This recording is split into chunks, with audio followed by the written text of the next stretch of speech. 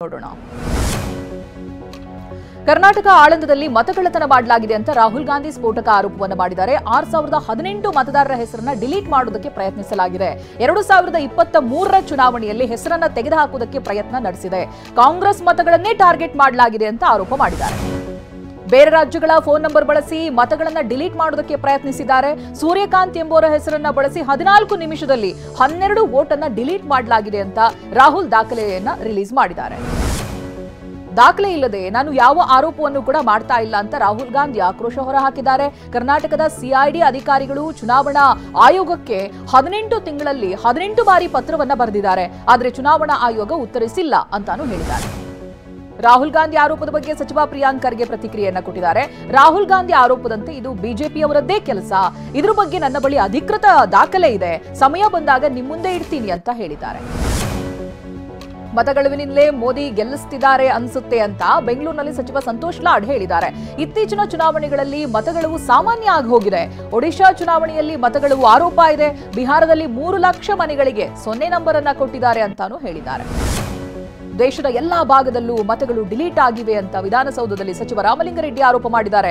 ಬಹುತೇಕ ಎಲ್ಲಾ ಕ್ಷೇತ್ರಗಳಲ್ಲೂ ಇದೇ ಆಗಿದೆ. ಎಲೆಕ್ಷನ್ ಕಮಿಷನ್ ಕೇಂದ್ರದ ಕೈಗೊಂಬೆಯಾಗಿದೆ ಅಂತ ಆರೋಪಿಸಿದ್ದಾರೆ. ಧರ್ಮಸ್ಥಳದ ಬಂಗ್ಲಗುಡ್ಡದಲ್ಲಿ 2ನೇ ದಿನವೂ ಕೂಡ ಶೋಧ ಕಾರ್ಯ ಮುಂದುವರೆದಿದೆ. ಇವತ್ತು ಬಂಗ್ಲಗುಡ್ಡಕ್ಕೆ ಎಸ್ಐಟಿ ಅಧಿಕಾರಿಗಳು ತೆರಳಿದ್ದು ಶೋಧವನ್ನ ನಡೆಸ್ತಾ ಇದ್ದಾರೆ. ಅರಣ್ಯ ಇಲಾಖೆ, ಸೋಕೋ ಟೀಮ್, ಕಂದಾಯ, ಫೋರೆನ್ಸಿಕ್ ಸೇರಿದಂತೆ ಅಧಿಕಾರಿಗಳ ತಂಡ ಶೋಧದಲ್ಲಿ ನಿರತವಾಗಿದೆ. ಬಂಗ್ಲಗುಡ್ಡದಲ್ಲಿ ನಿನ್ನೆ ಸಿಕ್ಕಿದ ಅಸ್ಥಿಪಂಜರದ ಅವಶೇಷಗಳು ಪುರುಷರದ್ದು ಅಂತ ಹೇಳಲಾಗ್ತಾ ಇದೆ. ನಿನ್ನೆ 5 ಸ್ಥಳಗಳಲ್ಲಿ 5 ತಲೆಬುರುಡೆ ಹಾಗೆ ಅಸ್ಥಿಪಂಜರ ಅವಶೇಷ ಪತ್ತೆಯಾಗಿತ್ತು. ಮೇಲ್ನೋಟಕ್ಕೆ ಇದು ಪುರುಷರ ಬುರುಡೆ ಅಂತ ತಜ್ಞರು ಹೇಳಿದ್ದಾರೆ ಅಂತ ಹೇಳಲಾಗ್ತಾ ಇದೆ. ದಸರಾ ಉದ್ಘಾಟಿಸಲು ಬಾನು ಮುಸ್ತಾಕ್ರನ್ನ ಆಯ್ಕೆ ಮಾಡಿದ ಕರ್ನಾಟಕ ಸರ್ಕಾರದ ಆಯ್ಕೆಯನ್ನ ಪ್ರಶ್ನಿಸಿ ಸುಪ್ರೀಂ ಕೋರ್ಟ್ಗೆ ಮೊರೆ ಹೋಗಲಾಗಿದೆ. ಹಿಂದೂಯೇತರರಿಗೆ ಆಹ್ವಾನಿಸಲಾಗಿದೆ ಅಂತ ಬೆಂಗಳೂರಿನ ಗೌರವನ್ನವರು ಸುಪ್ರೀಂ ಕೋರ್ಟ್ಗೆ ಅರ್ಜಿಯನ್ನ ಸಲ್ಲಿಸಿದ್ದಾರೆ. ಬೆಂಗಳೂರಿನಲ್ಲಿ 17 ವರ್ಷದ ಬಾಲಕಿ ಮೇಲೆ ಅತ್ಯಾಚಾರ ಆರೋಪದ ಮೇಲೆ ಯೋಗ ಗುರು ನಿರಂಜನ ಮೂರ್ತಿಯ ಬಂಧನವಾಗಿದೆ. ರಾಜರಾಜೇಶ್ವರಿ ನಗರ ಪೊಲೀಸರಿಂದ ನಿರಂಜನ ಮೂರ್ತಿಯನ್ನ ದಸ್ತಗಿರಿ ಮಾಡಲಾಗಿದೆ. ತನ್ನ ಯೋಗ ಸೆಂಟರ್ಗೆ ಬರ್ತಾ ಇದ್ದಂತ ಅಪ್ರಾಪ್ತೆ ಮೇಲೆ ನಿರಂಜನ ಮೂರ್ತಿ ಅತ್ಯಾಚಾರವೆಸಗಿದ್ದಾನೆ ಅನ್ನುವಂತ ಆರೋಪವನ್ನು ಮಾಡಲಾಗ್ತಾ ಇದೆ. ಬೆಂಗಳೂರಿನ ದೊಡ್ಡಬಳ್ಳಾಪುರದಲ್ಲಿ ವೈದ್ಯರ ನಿರ್ಲಕ್ಷ್ಯಕ್ಕೆ 2 ತಿಂಗಳ ಮಗು ಸಾವನ್ನಪ್ಪಿರುವಂತಹ ಆರೋಪ ಕೇಳಿಬರ್ತಾ ಇದೆ. ಕಫದಿಂದಾಗಿ ಬಳಲ್ತಾ ಇದ್ದಂತ ಗಣೇಶ್ ಮತ್ತೆ ಗೀತಾ ದಂಪತಿಯ 2 ವರ್ಷದ ಮಗುವನ್ನ ಮಾನಸ ಆಸ್ಪತ್ರೆಗೆ ದಾಖಲು ಮಾಡ್ತಾರೆ. 3 ದಿನ ಚಿಕಿತ್ಸೆಯನ್ನ ಕೂಡ ಕೊಡಿಸ್ತಾರೆ. ಆದ್ರೆ ವೈದ್ಯರ ನಿರ್ಲಕ್ಷ್ಯಕ್ಕೆ ಮಗು ಸಾವನ್ನಪ್ಪಿದೆ ಅಂತ ಪೋಷಕರು ಆರೋಪಿಸ್ತಾ ಇದ್ದಾರೆ.